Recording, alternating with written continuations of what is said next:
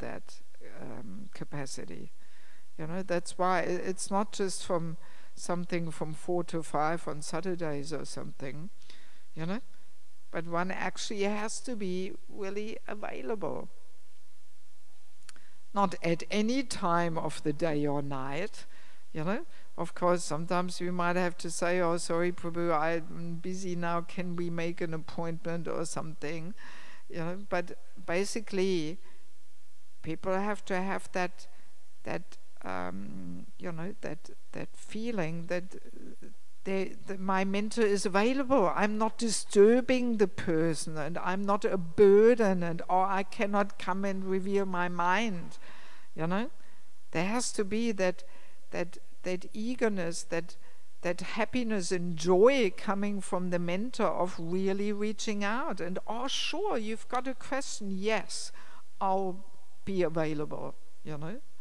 Yes, that mood has to be there. Yes, one, if that's not there, and we are always feeling, oh, my mentor actually has no time, and he or she is so busy, and I'm a burden, and I can't really approach the person and ask anything. Then it's very difficult for people to actually open up their heart and really ask for some guidance. Right? But we also have to balance this, that this spirit of sacrifice, there has to be some intelligence there, some spiritual intelligence, that we sacrifice, but then we also have to see, is this person actually serious? Is this person really trying to apply what I'm saying here? Or are we just going in circles and the same story is coming every day and I'm saying the same thing and I'm just repeating myself here and the person is just enjoying my attention here or something, right? Yes. So then at some point we might have to say, oh, I think we discussed this enough now, so now let's get into action. Let's do some service here, So, and this understanding, I mean, it's a similar thing in preaching and book distribution, We might be on book distribution and we meet a person and we spend a whole hour talking to the person, but the person actually has no serious interest in taking a book. And the person just enjoys our attention here and likes to hear us talk and talk and talk. And then after 1 hour, he says, oh, well, it was nice meeting you. Thank you very much. I'll think about it. And we could have distributed so many other books in that time. And these things happen when there is some subtle sense gratification there from our part, that we enjoy hearing ourselves talk and we enjoy showing how we can defeat all the arguments and. There's some subtle enjoyment there, and then we get caught in these kind of situations. Or even preaching to a newcomer at the Sunday program. We might be spending so much time and here he comes again and again, but maybe the person is just enjoying our attention but has no serious desire to take up the process of Krishna consciousness. So we have to be able to determine this. And this very much depends on the principle of being detached and not having some subtle gratification there for ourselves, because if that goes on, then we will not see, and we just enjoy, oh, look at me, I'm sacrificing everything day and night, I'm up till midnight talking to the person. We need to feel this, being needed, so then we don't set our borders right. And then we can even weaken our sadhana and we get always emotionally sucked in there and So, it very much depends on not really, acting on one's own gratification there. So that's why that service should be performed as pure-heartedly as possible, And then we will understand how we set our boundaries And when it's time to say, okay, we talked about this enough now, so you work it out now, you know. And also, as I mentioned in the very beginning, a mentor is not the one who's just running around solving people's problems, you know. Yes, yes. That understanding often deters people from wanting to be a mentor, because they're afraid, oh, if I'm a mentor, then I'm just bombarded with all kinds of things and legal problems and this and that. And no, we are simply giving guidance and shelter and advice, and mainly if people come early for guidance, then we can prevent so many miseries and problems. Most problems in our life we could actually avoid if we would just take guidance from somebody who is more experienced before we decide things. So, and then all right, if there's a problem there, we simply help a person to see, and then let him make his decision and let him take responsibility for it and let him work it out. That's a much better way than we running around solving people's issues, right? So all right, sometimes, you know, we might have to get a little involved or something, but that's basically the mood of a mentor, to simply help a person to see things and make the right decision and work out their own issues. That's a much more valuable help than, oh, I can't do anything, I have to ask my mentor, you know. Then people don't learn to take responsibility for their life and for their decisions, and there's too much emotional dependence there or something, right? Yes. So it has to be understood and applied with spiritual intelligence, how to sacrifice oneself in a worthwhile way. And again, that's also why we need a mentor ourselves, so we can get the balance right there, and we can ask for advice, or what would you do with this person and this situation, and you know. Very practical point, you know. Right? Any question about this?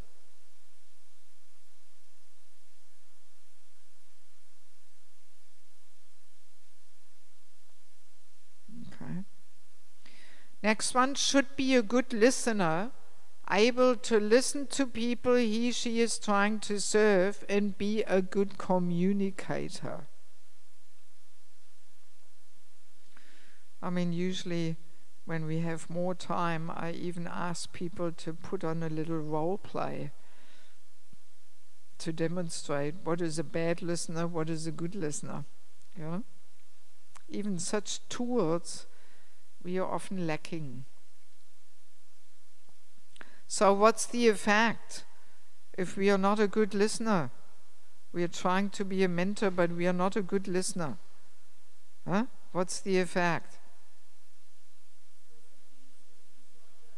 Yeah, a person feels he's not heard, he's not understood. You know, oh my God. I mean, there's classic things we can demonstrate as role plays from everyday life in an Iskcon temple. You know? That first of all, you know, even little things, if we constantly look at our watch, you know, then of course the person feels, actually, my mentor has no time for me. Oh, we are on the computer. Yes, yeah, talk, yeah, tell me what's on your mind. Oh, sorry, I have to answer that call. You know, yeah, I'll be with you in a minute. Yeah. And then back on the computer. Yeah, keep going. You know. Yeah, I mean, these things are going on. You know. So obviously, we have to give our full attention to the person.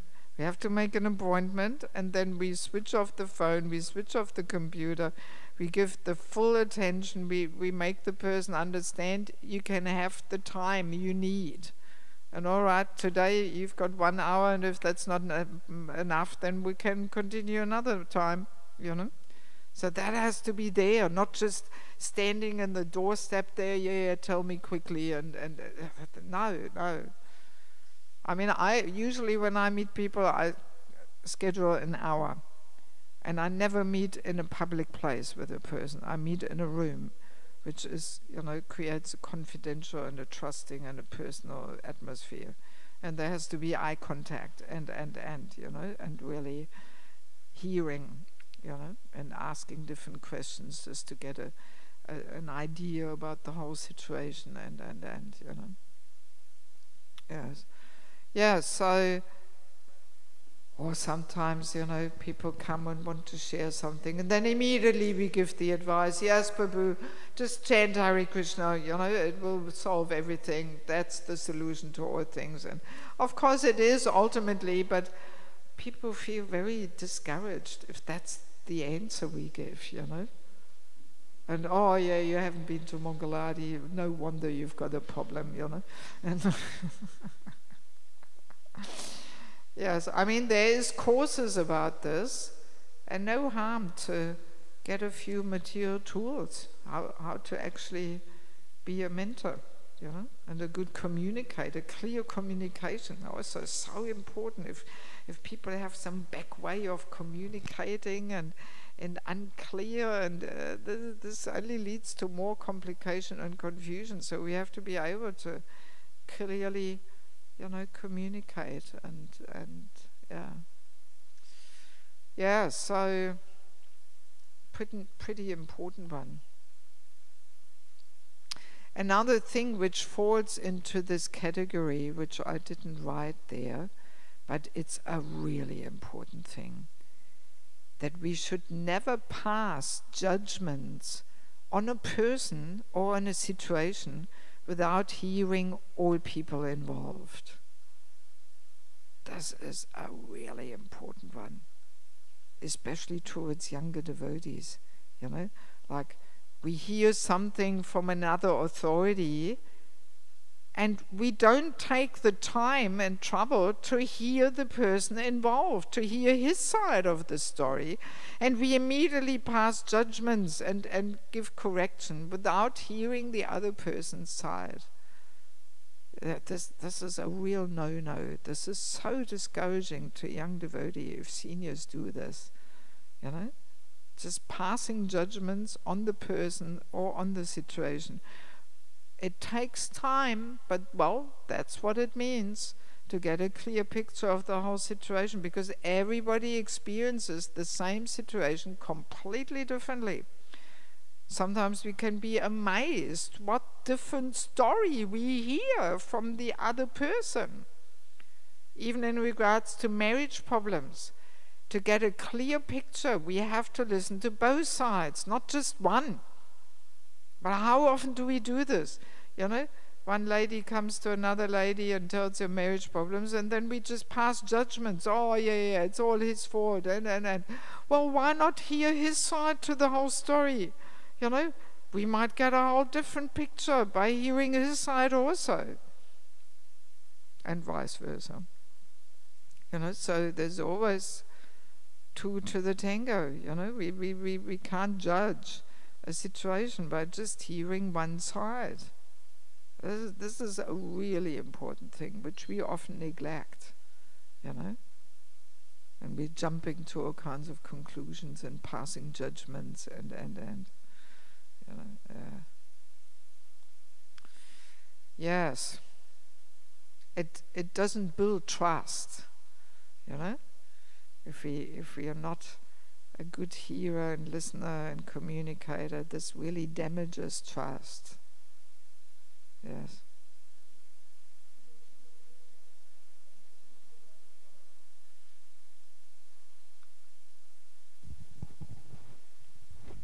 So according to the etiquette, you mentioned that the mentee cannot kind of challenge the mentor, right, or point anything.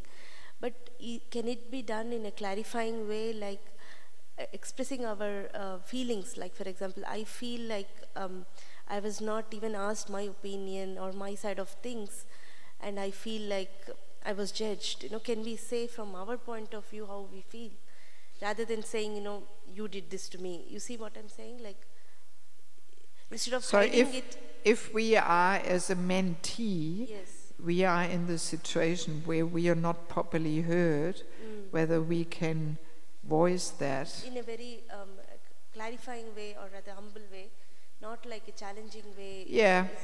Yeah, I mean, even though a higher level of etiquette actually is that a Vaishnava should never defend himself or herself, actually.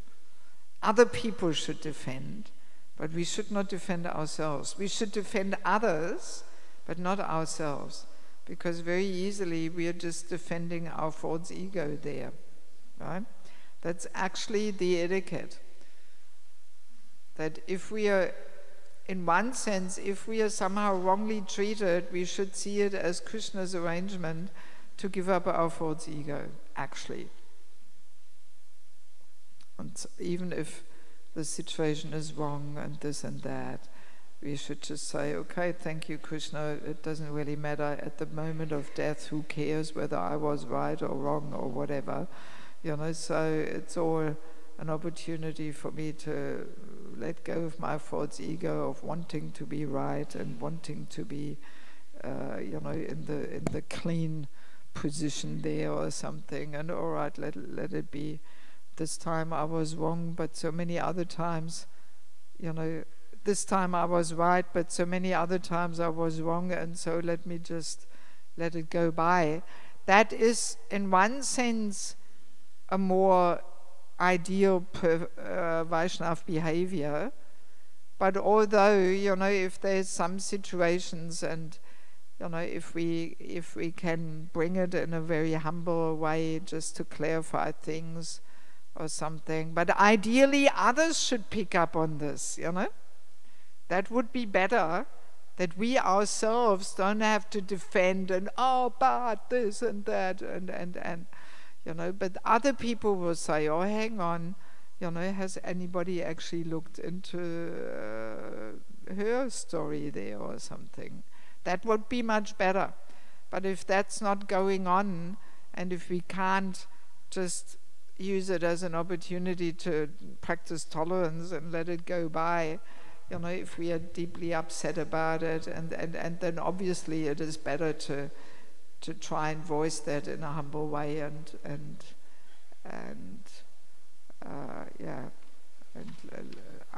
humbly request for a chance to give our story to the whole thing, Yes. Well, on that tack, I think sometimes devotees have a tendency to expect a bit too much from the people they go to get help, wherein they feel that the situation should be solved or resolved immediately with one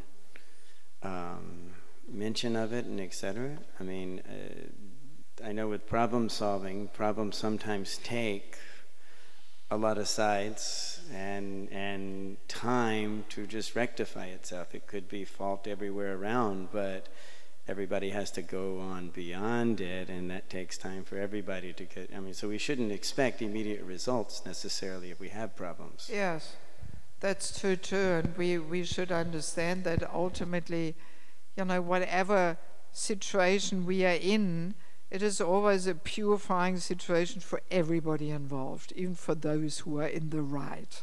There's also something to learn, and if we have that ability to actually connect each and every situation with Krishna being in the picture there, and we can ask ourselves, well, why is Krishna arranging this? There must be something he's trying to teach me here. And that's actually what it means to be Krishna conscious, that we can really see Krishna behind each and every situation of our life, and we can have that faith and that trust. There must be some reason why I'm ending up in this situation, and what did I contribute that this is happening to me. So if everybody would just have that attitude, that would also help solving things so much easier, rather than we usually point the finger at everybody else and the situation, and I'm right, everybody else is wrong, and that's another result of the ego trying to make us believe that we are all perfect and the fault is at the others and so on, you know. Recently, one sannyasi was speaking on this point, and he said, yes, God is always good. Krishna is always good. It doesn't mean it has a nice effect on everyone at the same time that he's being good. Well, usually, you know, in those moments where the effect is not so nice, he's especially good.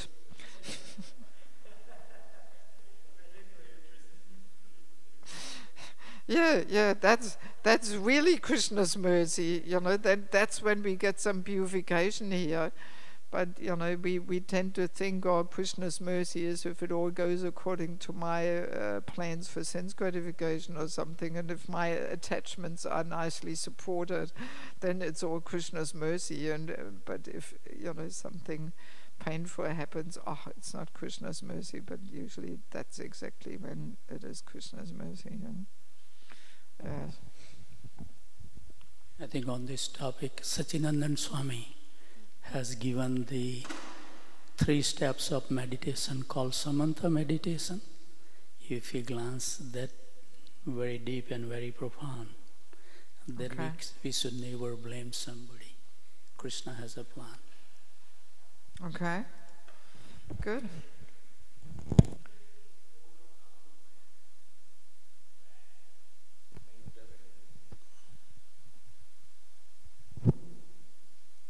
What's that?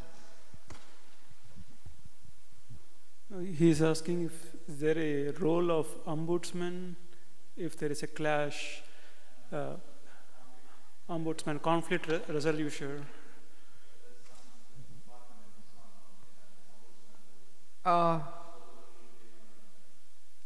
When there is some deeper conflict or something.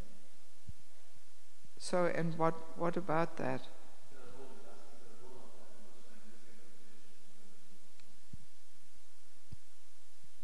Well, I mean, obviously, when such a situation is there, that such a person has to come, then to understand the situation more deeply, it might be helpful for him to, you know, get in contact with the mentors of the people involved. Right? Yes.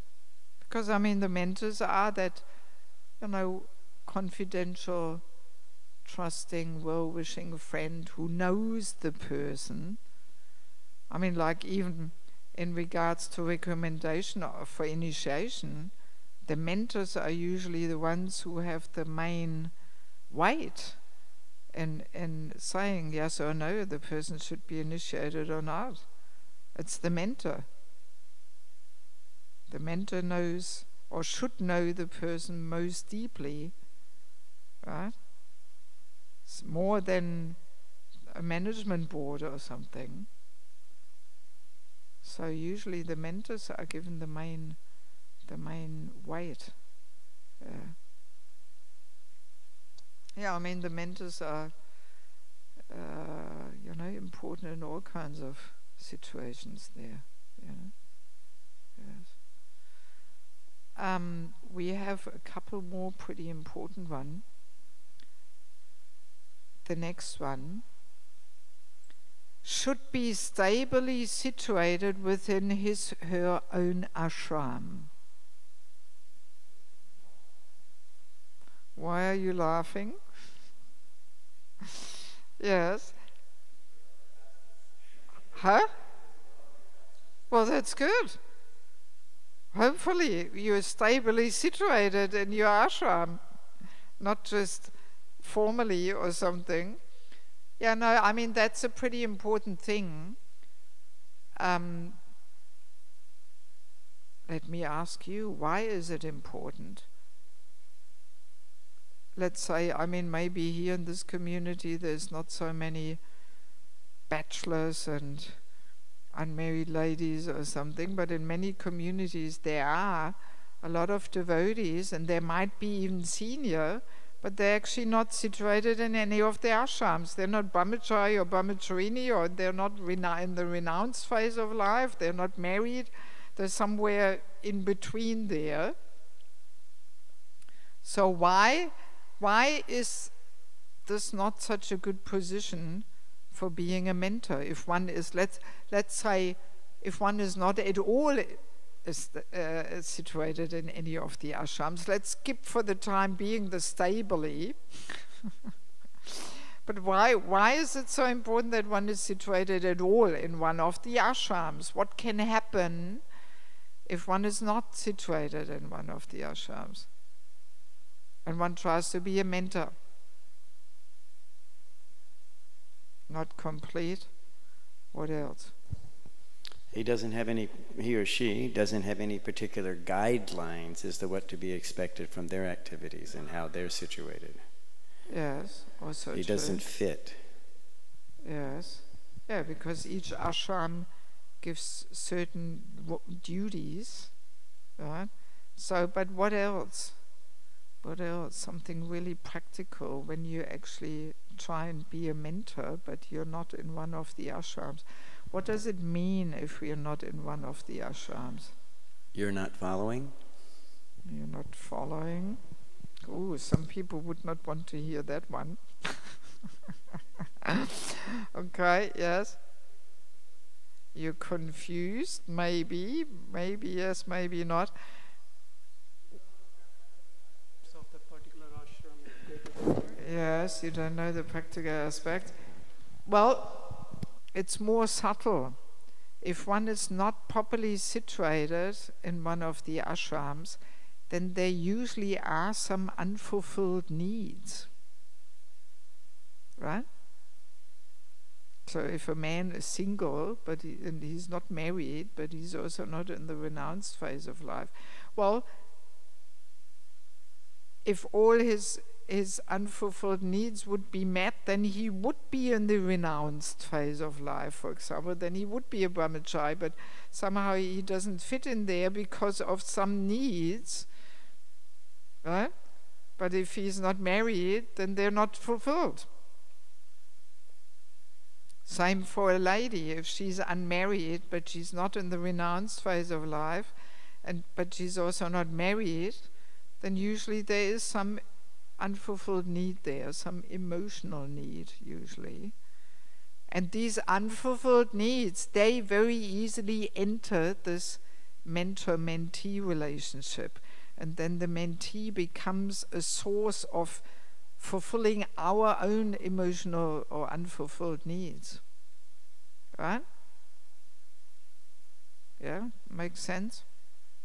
Yes. Yeah, I mean, those yatras which I know, they're very strict in this, that they usually don't encourage single ladies who are not in the renounced phase of life. They don't encourage them to act as a mentor, because very easily there's all kinds of subtle things going on that, because we women are given more emotional needs. We need that so we can play that role of mother and caregiver nicely. Otherwise, who would want to be a mother if there's not some emotional attachment and desire and so on involved? So, and if a person is not, properly situated, maybe has never been married, then very easily there's some emotional imbalances there. And then some young girls become the source of their emotional fulfillment. And there's some unhealthy symbiosis happening. You understand symbiosis? Both sides fulfill each other's emotional needs there. The young unmarried girls have some emotional needs, and the mentor has some emotional needs, and then some funny relationships and dependence is going on. Yeah, I've seen it all. It's really going on. And very easily that lady mentor, she might discourage in a subtle way the young girls from getting married, because then they don't have them as, fulfillment for their emotional needs anymore, right? Or just by, being unmarried, there might be some subtle things emanating from her, some bad experience, or these men are all nonsense, never trust them, better don't get married or something. These things in a subtle way can come out, and it discourages young girls to get married, for example. So that's why one should be situated in one of the ashrams, and stably means that often, just being married is not enough. There can still be unfulfilled needs, because that's actually what married life is all about. It is meant to fulfill all kinds of more material needs, financially, emotionally. That's what family life is all about, especially emotional needs. That's the purpose. And if our emotional needs are in a healthy way satisfied, then they will not enter other relationships. Right? Yes. Like, even when unmarried girls, for example, accept a spiritual master, very often he becomes like some subtle substitute for a husband. And the guru feels that. He can feel that actually there's some emotional expectation entering the relationship, some emotional needs. I've heard gurus talking about this jokingly. And thank God, now all my lady disciples are married. What a relief. Because it comes out, emanates in a subtle way when such needs are not fulfilled. Also, the next one, actually, let's quickly take the next one with this one, because it's actually connected. Next one is, should have healthy and appropriate ways of fulfilling financial, emotional, and managerial needs, and thus never exploit his or her dependents for those needs. Right? So that kind of clarifies more, unpacks more the previous one, why we should be stably situated. Even financially, this important thing that a mentor should be very careful not to mix any financial dealings into the relationship with his mentees. Very important.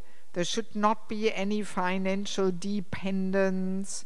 Like, even let's say the mentor has a business and he might be thinking, oh yes, I help my mentee by giving him some work, by employing him in my business. But that very easily mixes things and makes a porridge there, because there's some dependence there. He needs that person as a reliable helper there, an employee, and the employee needs the work, and that all mixed with a mentorship. No, not a good idea. Not a good idea. Or lending money, all these things in a mentoring relationship. Better to keep all these things out. Let other people worry about that. But the mentor relationship should be purely around this one and only interest of helping this person in their spiritual development, and no other material issues and subtle contaminations and dependencies and all these kind of things should be entering. Yes, Prabhu. Also, Srila Bhaktivinoda Thakur has said that if even the sincere sadhaka who would fail to give the importance to the physical, social, and emotional well-being, they will fall down. Okay. Yeah, because these needs, they form our foundation, our material health of the subtle and the gross body. In the same way how our gross body has to be in a healthy condition, subtle body also has to be in a healthy and strong position. And then we can wholeheartedly progress. But if there's some unfulfilled things and some, not being solidly grounded there on both feet and so on, then very easily it comes out, Yeah, I mean, in financial things, I have detected these things, how, if a mentor is not financially stable, it doesn't mean that he has to be wealthy or something, but he should not be in need, and if there's some financial need there, this again, it can enter the sheltering relationship, that he's hoping for some donation or something, and all kinds of subtle unwanted things are creeping in, I once came across this situation, this is a pretty drastic one, that one elderly lady came to me and asked me for advice, and she said her mentor suggested to her, because she was alone, she had no family, and she lived in a house alone, and she was getting older, she was 75 or something, so the mentor suggested to her that she should give that house to them, and in return they would take care of her until she leaves her body.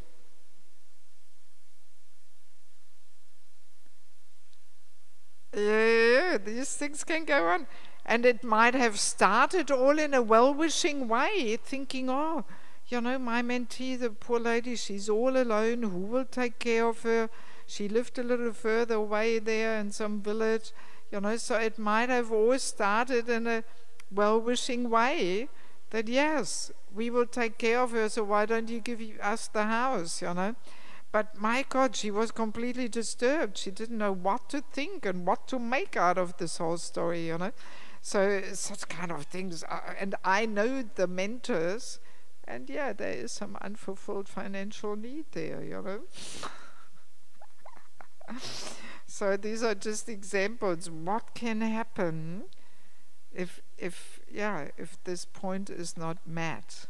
That really a mentor has to have healthy and appropriate ways of fulfilling all their needs, financially, emotionally, and even managerial. We were discussing this already,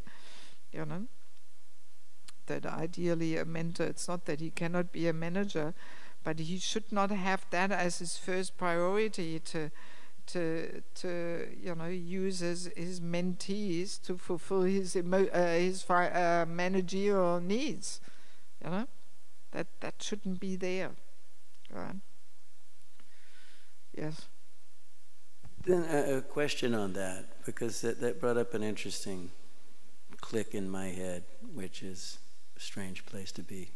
But so with this and some of the other discussions of the characteristics, etc., is it feasible that a mentor could use this as a stepping stone to a higher position within the hierarchy of Iskcon, as a guru, GBC, all these different other things like that? Is that a danger also?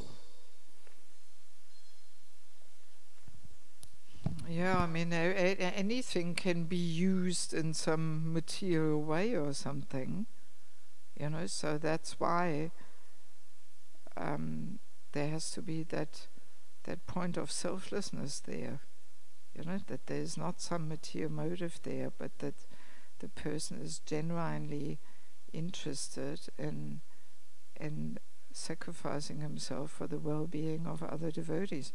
So of course, can be, if there is some aspiration there of wanting to, even, I mean, in Chaupadi they're emphasizing very strongly that a mentor is not a Shiksha Guru. And I think it is maybe because of this reason, that the mentor shouldn't put himself up there as some Guruji here, and they're my disciples, and Shiksha Guru is on the same platform like Diksha Guru or something, and that we get carried away there or something. So, yes, we have to be honest and introspective and really look within our hearts there. what is our motive and what comes out. And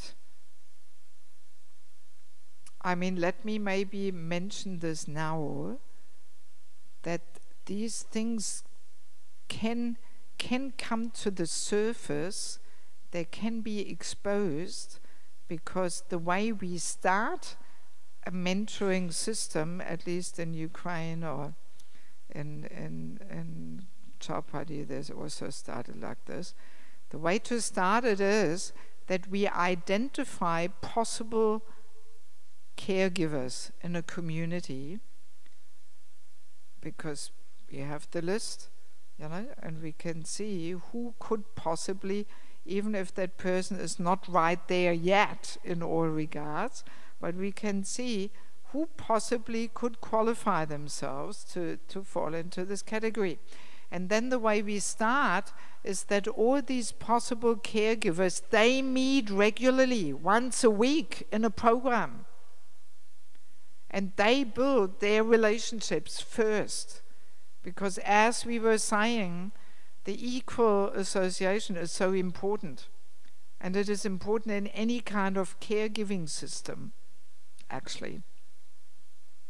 That's why, for example, they introduced this Guru Sannyas GBC Mela Sangha every 2 years, right? Every 2 years is the ILS, and every other year is this Guru Sannyas GBC Sangha. That came about because of this realization, how important it is that the leaders also have this eco-association, where they just meet and churn different topics and associate and hear from each other and. So even on that level, it is of highest importance. Yes. So, and on the level of mentorship also, the mentors, they have to first establish very trusting, confidential, affectionate relationships with that goal, with that common goal of really wanting to do something for the devotees in the community. If that is not there, then very easily we get a whole system of independent leaders and political parties or something, right? So no, that's how we have to start, that equal association amongst the leaders, amongst the mentors. And that can go on for 1 year or even longer, depending on how long it takes. That there's really trusting relationships, a real team spirit of wanting to serve together to do something for the devotees in the community. So they simply meet on a regular basis, ideally every week. But if that's too much, then all right, every 2 weeks. But they meet in somebody's house, a little program, just Shravanam Kirtanam. They read something together, and one person presents some little summary, and there can be some Kirtan, of course, and something about the holy name, and this and that, and Prabhupada, and a little snack prasadam, and for an hour or something, an hour, 1.5, like that. So that's pretty important, and then that equal association being so powerful and purifying, you can see it does come a little bit to the surface where people are at, whether they really have a genuine selfless concern for the devotees in the yatra, or whether they want to become Guruji or something, It comes out in that equal association. And also it will be seen how much people are willing to sacrifice themselves. If they can't even come to the meeting, then how will they play the role as a mentor? Right? So usually people, identify all kinds of possible candidates and then start, and many of them will drop out. They just cannot make that commitment and give that energy and time. And then you might be left with a core group, right?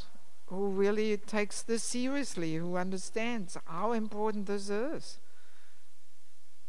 Right? Yes?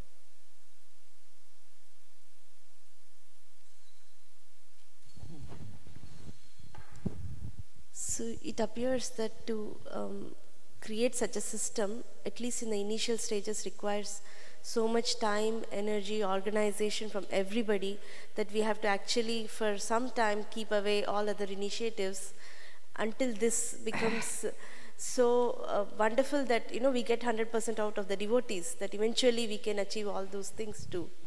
Yes. But at least in the beginning it looks like it's the whole... Well, no, it's not. I mean, this is Vaishnav social life anyway, that we meet once a week. I mean, so many of you living close by here, this is how we are meant to pass our time, by meeting and associating. So it's not that everything has to stop. All you have to do is, that a group of leaders sit down and you go through your congregation and you have a look, who could be possibly in that category. And also no harm to put a bit of young and fresh blood in it, not only the real old-timers or something, but often the young generation is actually more enthusiastic to take things further and so that's all it means. And you start by meeting once a week for 1.5 hours in somebody's home. But it's a closed group. It's only for those people. It's not an open group, And then after some time, those who are, appointed counselors then, they simply have a house program in their home once a week, and the other program amongst the mentors goes on every 2 weeks, parallel. Both programs have to go on. That's a really important thing, because of this equal association being so important. So now also we find the answer how the mentors find shelter in that group, right? So if we associate, same principle on a higher level there, let's say the Prabhupada disciples, the sannyasis. So they could also say, oh, well, how will I find a mentor where, we all God brothers, we all equal or something. But no, there's always somebody who is a little stronger in some regards and has more experience and more spiritual Shakti there, and the same thing is happening on the equal, so-called equal level of a yatra. So if we meet actually once a week with all the possible mentors, this gives shelter. I've heard it from devotees sharing with me. I mean, in Ukraine there's some yatras, there's only 2 or 3 couples in a yatra who fall into this category of being a possible mentor. So just by them 2 or 3 couples meeting regularly, this gives shelter. You develop a trusting and personal relationship. Right? Yes. So until, you realize, yes, actually, this person can be my mentor.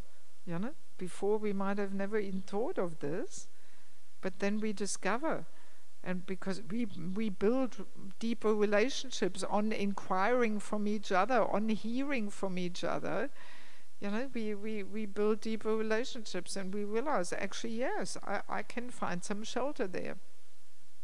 And it might not be the only sheltering relationship. We might have some other relationship in a nearby yatra or whatever, of a person who we meet every now and again or something.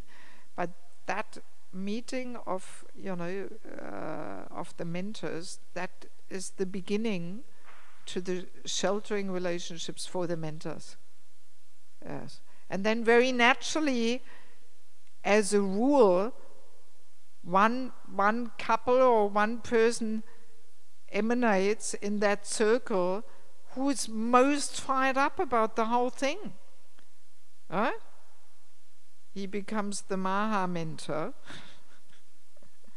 Yeah, I mean, in Ukraine, they have really developed it to an amazing level.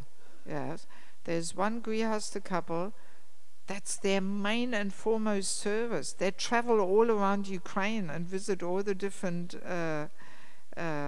communities, and they inspire and guide the mentors and have meetings and programs and ask or answer all kinds of questions and so to really get it going, there has to be somebody who is really sold out to this mission and who is really so convinced that yes, this is what our community needs. Without this, we actually can't more solidly and deeply develop. Yes, that is required, and it's of course helpful also if the GBCs and gurus are also they know about this and they inspire and also shed some light into this, how important this is, and yes, yeah, yes. Once let's say you have talked about how to basically you said that mentors are not are actually appointed, not self-appointed. Yes. After that, how do we go next level? Like, for example, would the mentees choose their appropriate mentors? Or Yes. Okay. Yes. So then basically it is just known to the community that these and these and these grihasta couples, they're usually the main caregivers are grihasta couples, that they offer a home program. Anybody is welcome. And people can check out different programs, attend this program for a month and that program, and then sooner or later they feel where they fit in best, where they like the mood the best. And it is a wonderful way of also immediately catch newcomers, to catch them in that net of care. Because often it can happen, especially if the community becomes bigger and bigger, that a newcomer can be completely lost. He doesn't know anything, and all right, he comes for years to the Sunday program, but it doesn't get further than that. He doesn't even know how to offer his food or anything, or so. But in Kiev they have it really spot on organized. That there's a whole group of devotees who catch all the newcomers and connect with them and make friends with them and take their details. And then, all right, they come another time, and then they're informed, by the way, we have these home programs. We don't tell them immediately that this is a mentor thing and stuff, but no, that they're encouraged to visit some of these programs, and the programs in a person's home are always so much more personal. Temple is always a little formal and official, but then when the person comes to a person's home, he gets tied up in this whole personal atmosphere. He makes friends with the other mentees in that group, and they show him how to do this and that, and then sooner or later they settle for one group and they stick with that. Right. Yes.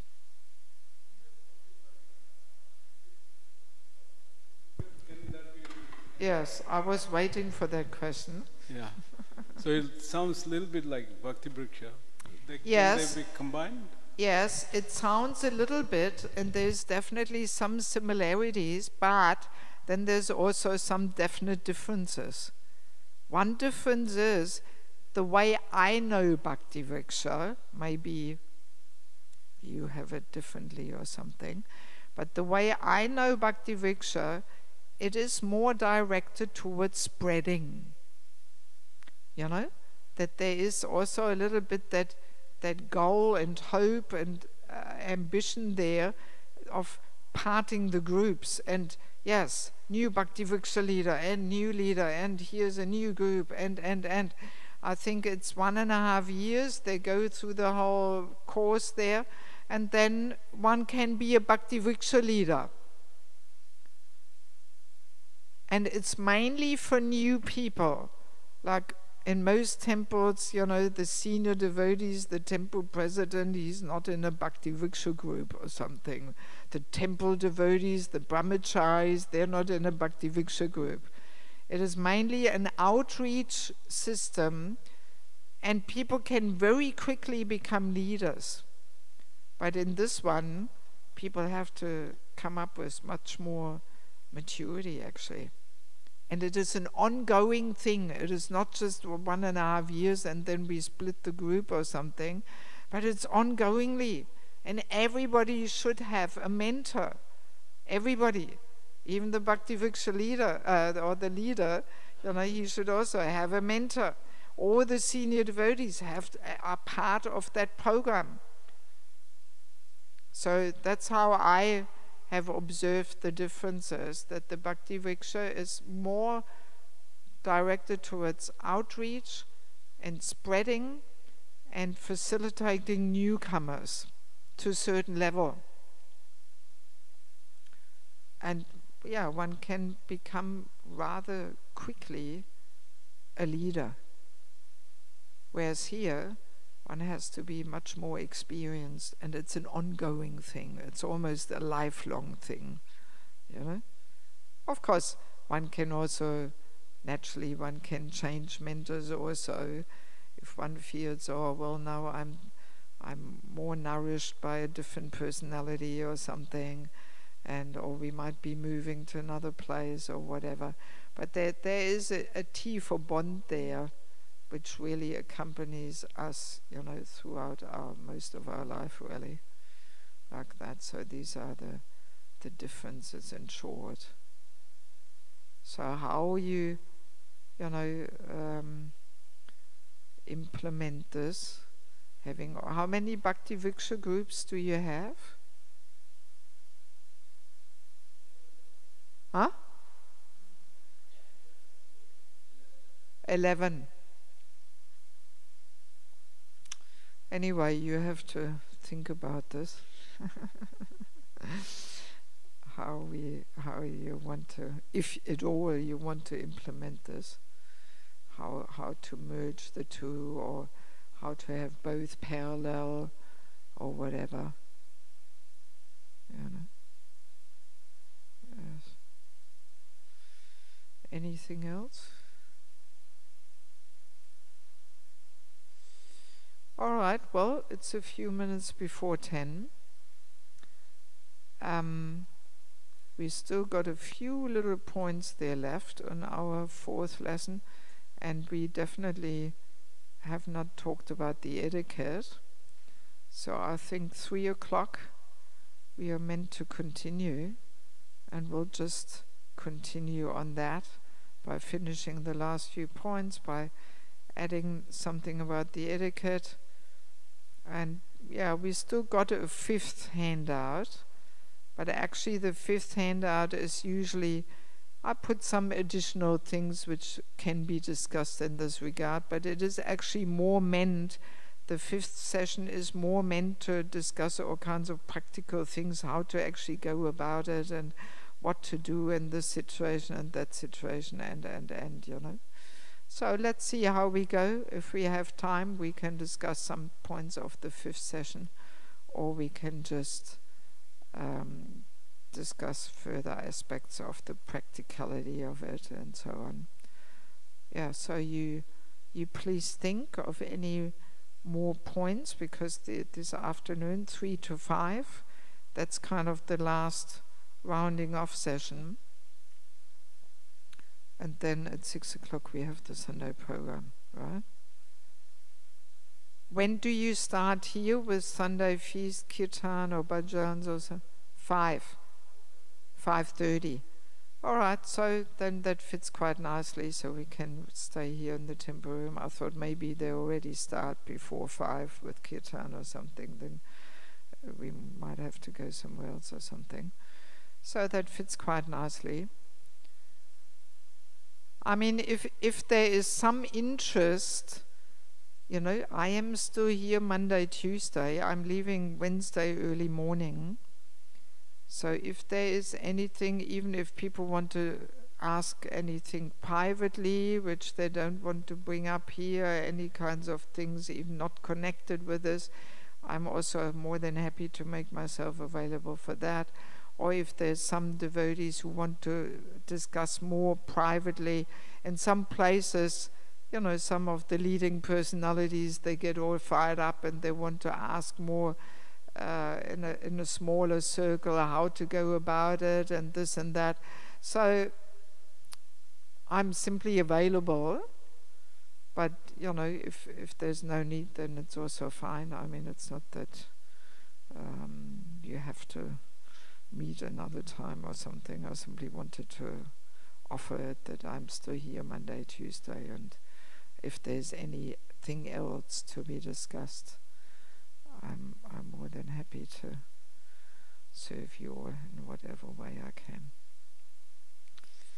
Okay, so we'll leave it at that. So we managed quite nicely to get through all the different things, and 3 o'clock we'll meet again for the concluding session. Okay, thank you. Srila Prabhupada ki, Samaveda Bhaktavinda ki, Gaura Premanandi, Hari Hari Hare Krishna.